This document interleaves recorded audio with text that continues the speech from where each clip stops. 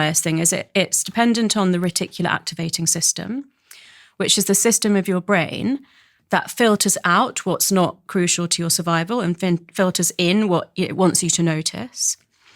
And so actually, one of the things I've written about in the book is the art of noticing.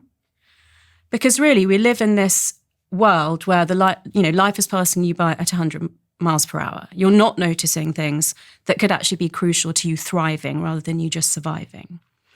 And in this model called shared trait vulnerability, which falls under the field of research called neuroaesthetics. So basically, creativity is a positive personality trait, right? Mm-hmm.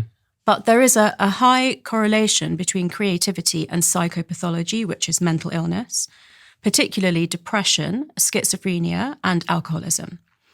And there are quite a few high-profile examples of creative people who had mental illnesses, like Alexander McQueen, Kurt Cobain, Van Gogh.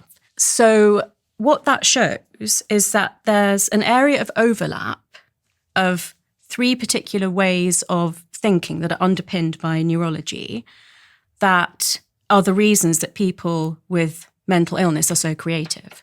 And they are basically hyperconnectivity. So that's two things. That's joining the dots in the material world of things that aren't obvious to other people.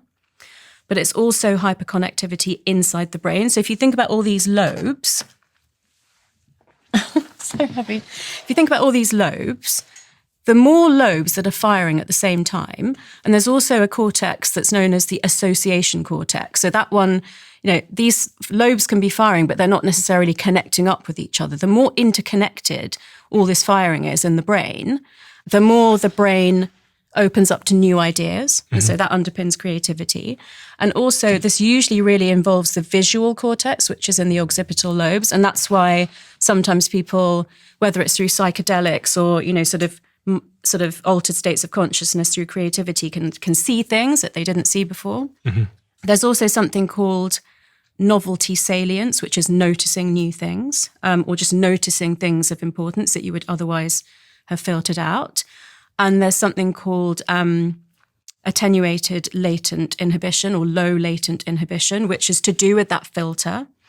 And it means that the filter allows more things in than it normally does. Mm-hmm. So you can see we've got hyperconnection, we've got noticing more things, and we've got the filter like loosening and allowing more things in. Now, if you've got a high IQ, high working memory, and you've got cognitive flexibility, which is you can think,